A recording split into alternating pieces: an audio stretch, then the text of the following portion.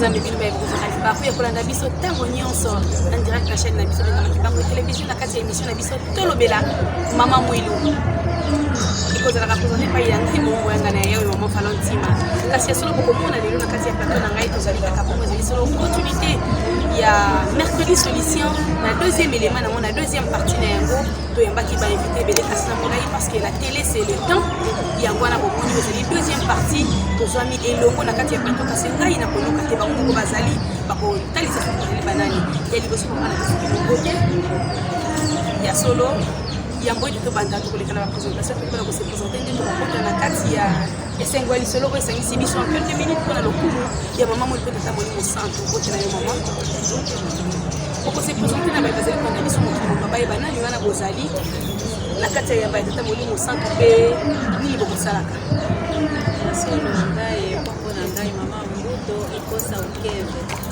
mama révérende et chargée de mission au cabinet du chef spirituel chargé de mission. Mato de minute pato kati na ngambo ya minute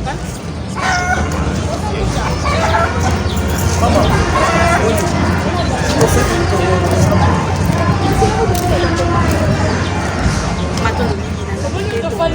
talisa na vena se présenter.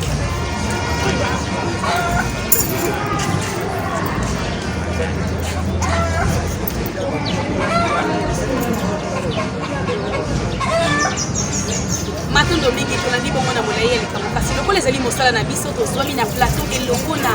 reine ya Malawi tozali komona papati ezali journaliste mpe interprète ya mama la reine oyo bayeli biso na kati ya mboka ya RD Congo totalaki na baimage bandeko balakisaki na 6 avril lolenge kanya totala tata mokonzi ya mbula nzambe liloba ya tate kolekaka te kino ekokokisa mabota na mabota bakoya na se ya ntango bakoya na nkamba koluka ngai nzambe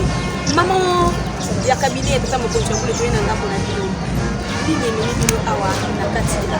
ya RDC te yo bino kozali mwana ya ndako kozali pa accompagner la reine to pe objectif mosusu nde ye awa solo mama objectif ezali mpo ya botia na mboka ya tata santo na Malawi nde wana mama mokonzi mama reine andimeli liloba ya tata Kimbangu kiangani mpe akomi molimo nde oyo toyaki le 6 avril mpe amona nzambe matondo mingi je pense que maloba ezali mingi na ngambo ya papa Didier elongo na reine papa Didier koservir d'internet yango na papa Didier okotalisa na reine akokobisa na biso awuti mosika Malawi aye awa nini esalaki ye po ete akwakotimelaka molimo santo ezalaki na ndoto na mateya bandimi bate po bazalaka na Malawi batiaki ye to mpe eza kaka vocation kuswat amonaki tata Kimbangu ye moko ndenge akomimonisaka na bato mosusu elolongo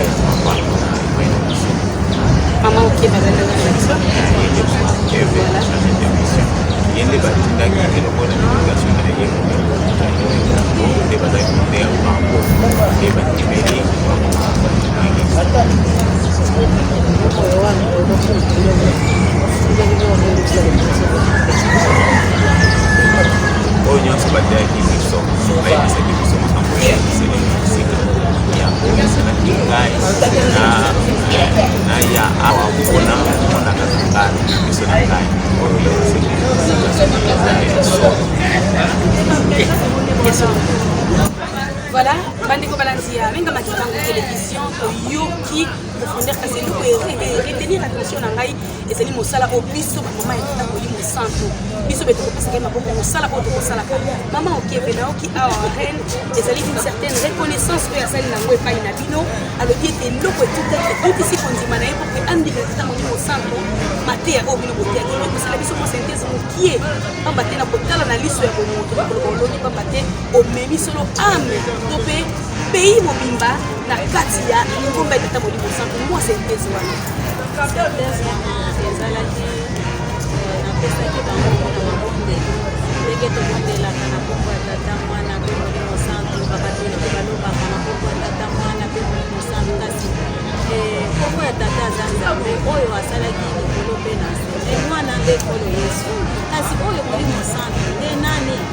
wana ntango nalobi boye nde balobi molimo santo aza moto nalobi aza moto nde wana nde papa simoki bango nde molimo santo aza mokama yosele oyo nde voilà etutaki bango mpe na motema balobi yesu kristo aza moto mpe na molimo santo aza moto aza wapi na nkambo ya biselele nde papa didie nde baza presse tokendaki na bainterview pesi bango bamoni makambo nyonso mpe na interprete bamoni papa ndenge azoyamba bato bandimi eglize ya monene alobi oyo na biso tokondimela tokende komona matoto mingi mama totoni bino botoni mpe tosengi na bino bosaka mpenza bino mosala kitoko oyo bino bosili kosala papa didie okotalisa na reine ya malawi bouti na ye bovandi boteyani bolie nini oyo ya motuya oyo reine akangi oyo akozonga na yango mpona komemela bandeko na ye mpona na kati ya mboka ya malawi mpe baremerciement tope soki azali na liloba lisusu ya kokakisa na ye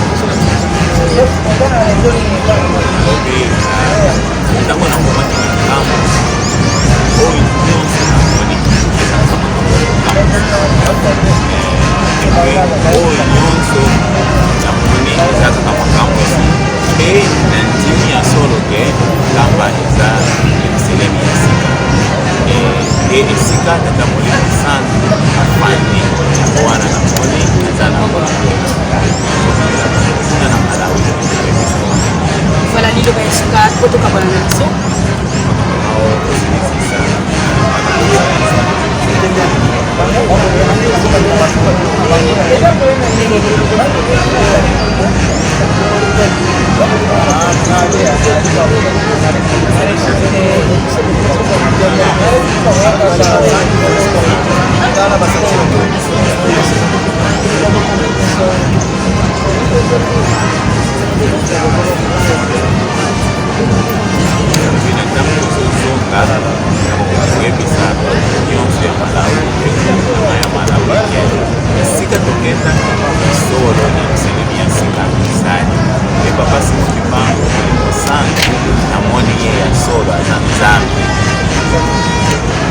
matondo mingi bandeko balanzia ndenge makibango télévision esengo ezalaki mingi na biso ya kopresente bino reine ya malawi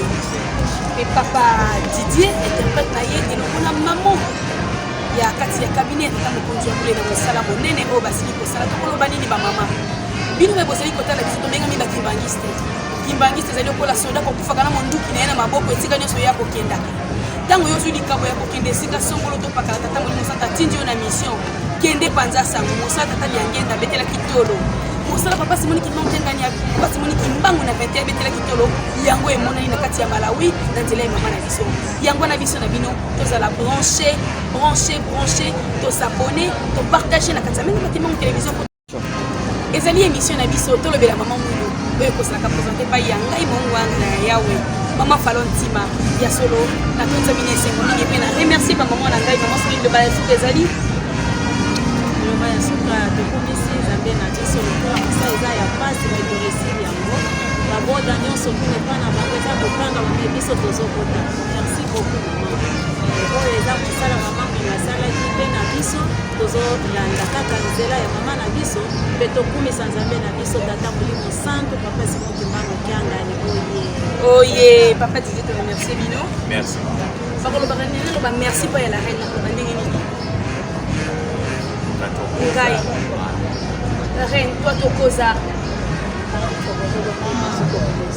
kadi ya moko tofia okidi biso tokobanaki kongo pamba te ezali monoko ya yawe tata nzambe ekolosa ata molimo santo bazala na bino bisika nyonso na mabota na biso na babota na bino pardon ozwi baku ya kolanda biso tosabone topartage bamote na bakolanda biso mokili mobimba papa bekensa tozola papa Jean Paul bamama ya groupe WhatsApp tolobela mama mwilu mateya ya bamama mateya ya batata banimero na biso na bani le grand bokota bosenga ete bokota na WhatsApp botodeveloppe elongo na komba tata mwana molimo santo tokutana mikolo ezali koya merci.